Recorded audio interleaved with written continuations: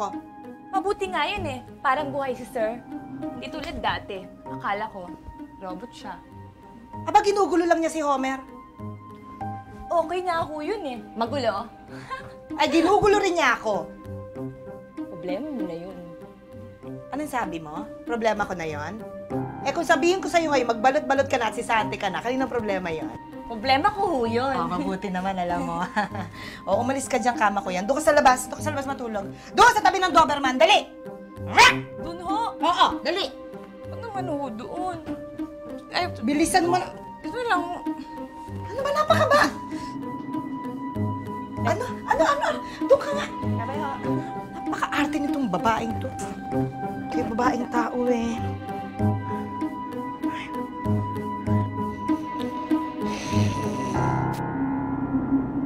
Sagutin mo ang tinatanong ko sa'yo. Paano mo nakausap si Tia Digna? Paano mo nakilala si Tia Digna? Hinahanap kita. Nag-alala ko. Akala ko hindi na kita makikita. Ngayon, mabuti na lang nakita ko yung address mo sa loob ng bag. Pinuntahan ko. Kinausap ko yung tiya mo. Siya nagsabi sa akin na patay ka. Di ba ang sabi ko sa'yo? Huwag ka magtatanong ng kung ano-ano sa akin! Pati buhay ko pinaghihimasukan mo! Pati ka magkaanak ko! Pinupuntahan mo! Sandali! Sandali!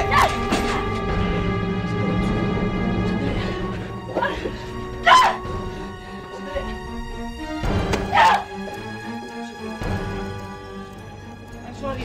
Sandali. I'm sorry. Pinapangako. Hindi ko napapagod ng pamilya mo. Makinig ka sa akin. Ito na ang huling beses na magpapakita ko sa'yo. Wala na akong pakinig. Bitawan mo ako! Bitawan mo ako!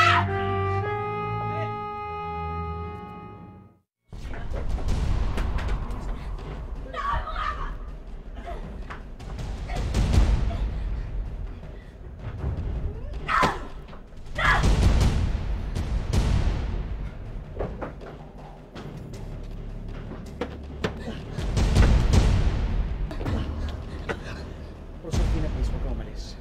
Nasisira ulo ko pag umalis ka sa akin, please. So what was Greg's reaction when you told him na wala na kayo? Aba, ayun. Siyempre nagalit, no? Pero buti na rin yun, no? Tinapos ko na siya bago pa kami mabisto ni Homer. Tama. Eh si Homer, nakita na ba kayo? Kaya mo na ako, man. Please. Bitawan mo ako!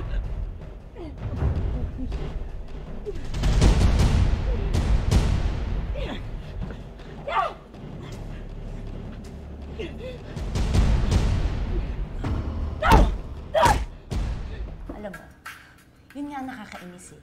Kasi kahit kinausap na siya ni Mama Hera, hanggang ngayon, di pa rin tumatawag yung lalaking yun. Pwes, halika na. Sugurin na natin yung boyfriend mo.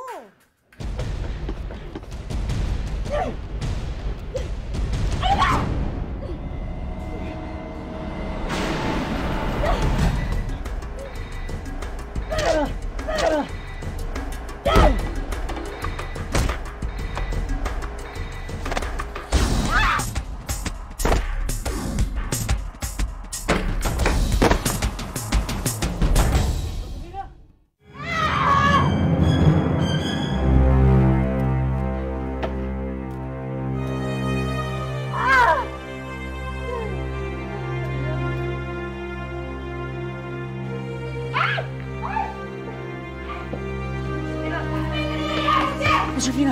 Kaya, huwag kang gagalaw. Sandali. Si Tommy! Tawagin si Tommy! Sir! Sir! Bakit Yes! Yes! Ay! Tommy, nandami yung kotse. Alis tayo. Opo. Saan galing yan? Bilisan mo na nga! Opo ka ng opo! Hindi ka naman kumikilos eh! Halika! Basahin ang tawa! Halika na! Puntahan na natin si Homer! Ayoko nga eh. Clarice, umupo ka nga. Ikaw! Ay nako, sandali. Bakit ako ang susuyo sa kanya? Kaya mo nga siya yung sumuyo sa akin. Sige ka, baka may iba ng babae si Homer. Alam mo, Clarice, hindi ko maintindihan sa'yo. Paano ba pumapasok sa utak mong may ibang babae ang fiancé ko? Kasi nga, nabasa ko sa isang magazine na #1 reason kaya nawawalan ng nag-interest ang isang guy sa isang girl is because of another girl. Try lang ni Homer ng mga 5. Makikita niya kung paano ako magwala, no? Painom mo sa kanya to 3 times a day, okay? Para mawala yung pamamaga. Then, she need a complete 1 week bed rest para mapabuti sa kanya. 1 week. Yes, 1 week. Tapos balik mo rito para matingnan natin kung pwede nang buksan yung bandage, okay? Okay. Okay, Dok. Safe naman siya, no? Yes, yes. Sige, thank you.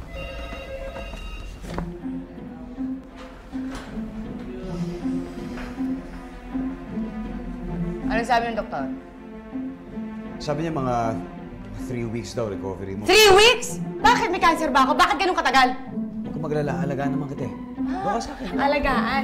Alagaan mo ako. Eh, ikaw may kagagawa nito eh. Kung di dahil sa'yo, hindi ako magkakaganito. Ako? Basta alagaan mo ako. Bakit? Nik-nik mo. Alagaan mo sarili mo. Josefina! Teka, sandali, huwag ka Huwag ka susunod sa akin. Kundi matatamaan ka talaga sa akin. Masasaktan ka sa akin! Ang kulit mo, ha?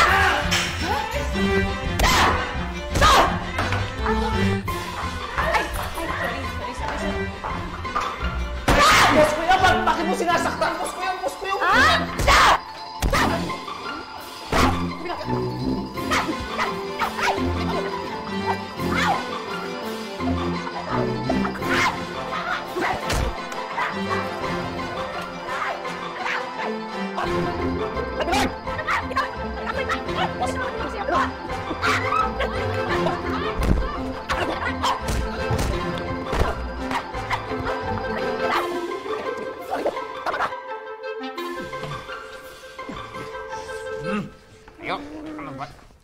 Homer! Oh! Bakit nagkaganyan ang itsura mo? Ba't puro pasa ka? Binugbog ko. Pakilamero kasing alaga mo. Homer, ba't nagkaganyan ka naman? Umawat lang ako, pero tingnan niyo, mas grabe tinama ako. Binugbog ko din. Pina, kumusta yung mga paa mo? Okay na ba? Oo, ayos na kaya. Alis na ako eh. Teka, hindi okay yan. Kaya lahat kayo babantayan niyo siya, hindi siya makakalis ng bahay na to. Kukunin ko yun sa kwarto ko. Hindi ka aalis dito, ha? Teka. Hindi ako alis? Hindi. Ha? Halika na. Wala. Sunod mo na lang yan sa Aling Madel. Madel, ang cute nila, no? Nakakilig. Bakit pinabayaan mo masaktan yung alaga ko? Mga wala kayong silbi! Palit ka na doon. Hindi ko susuot yan. Hindi ko ba itong damit ko? Bakit hindi? Hanggang sa mamaho ako, kasi sobrang baho ko na para palisin mo ako dito. Sige. Pero kahit bumaho ka, kahit ano pang mangyari sa amin mo, hindi ka pa rin naalis dito. Malilikuan na lang kita. Bastos ka! Ah! Yan, kasi magpalit ka na kasi ng damit. Apakasimple lang. Eh, ayoko nga, bakit pa napakakulit mo? Okay. Ayaw mo? Okay, sige. Tulog na lang tayo. Ayoko nga kita katabi. Aray! Ayoko makita yung pagmumukha mo. Lalo na kapag nakikita kang ganyan, no? Yan mukhang abnoy na sinuswerte. Kaya umalis ka, alis! Sige, alis ako. Okay. O sige.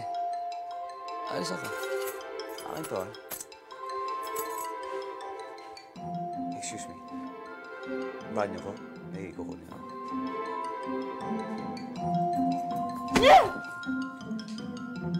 Buka na kasi.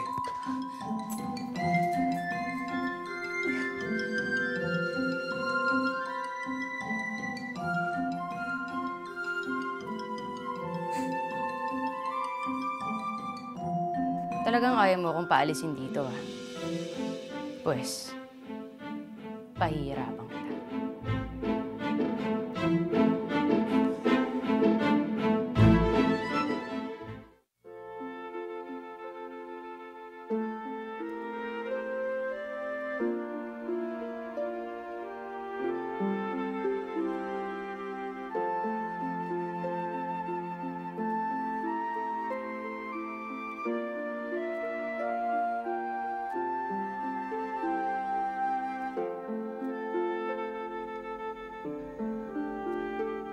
Eh di hindi ka rin nakatiis.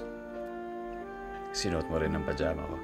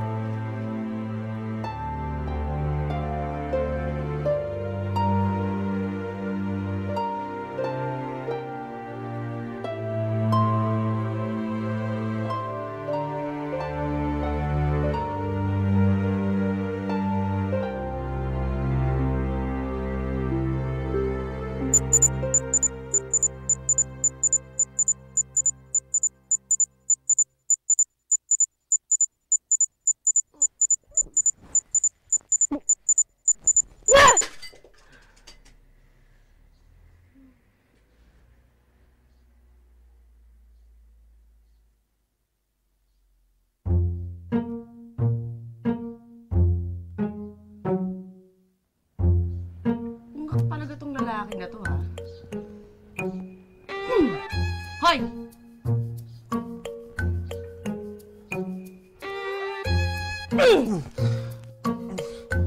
Hoy! Bakit natulog ka dito? Di ba ang sabi ko, ayaw kita katabi? Ano natulog? Hindi mo natulog ba ako? Anong ginagawa mo dito? Hindi, kasi kinumutan kita kagabi. Tapos niyakap mo ako. Ako pa nang yakap sa'yo? Oo. Eh, ba't nangingiti ka ng ganyan? Hindi naman ako nangingiti, ah. Ganito yan, eh.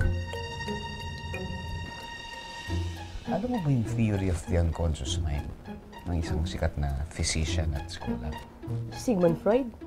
Kilala mo si Sigmund Freud? Eh, kapitbahay ko kaya si Sigmund Freud. Ano akala mo sa akin, bobo? Saka ano naman koneksyon sa pagyakap ko sa'yo? Sabi niya, meron daw tayong mga repressed emotions na kinukulong natin sa ating unconscious mind. Ikaw, nire-repress mo kasi yung nararamdaman mo. Pero kagabi, nung natutulog tayo, niyakap mo ako. Ibig sabihin, miss mo ako. Tingin ko nga, mahal mo rin ako eh. Sigmund Freud, kapitbahay namin. Tapos yung apo niya sa tuhod, best friend ko. Oh? Si Emong Bangin. Sino si Emong Bangin? Engot ka talaga. Naniniwala ka sa akin? Alam mo, kung mahal kita, hindi kita yayakapin. Tsaka, iiwasan kita. Mo naman ako iiwasan. Dahil hindi ako pwede magmahal. Tsaka, tigilan mo nga ka dyan kay Sigmund Freud na yan. Hindi applicable sa akin yung mga teorya niyan eh. At kahit kailan, hindi ako mainindab sa'yo. Hindi talaga. Bakit naman? Simple lang. Hindi.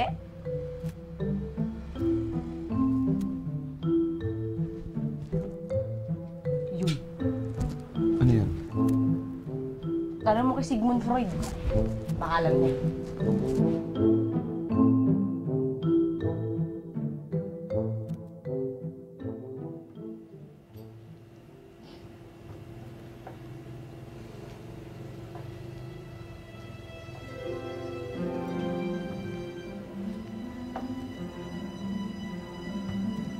Hoy, Homer.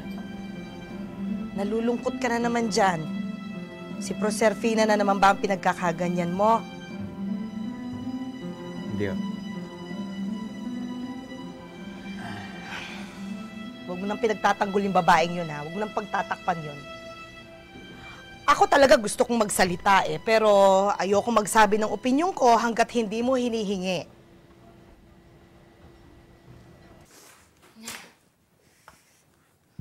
Tayo. Oh, Proserpina.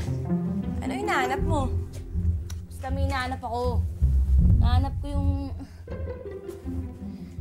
saxophone ng sermo. Gusto kasing asarin niyang Homer na yan eh. Bale mo, pag nainis siya sa akin, palayasin niya na ako dito sa balay niya.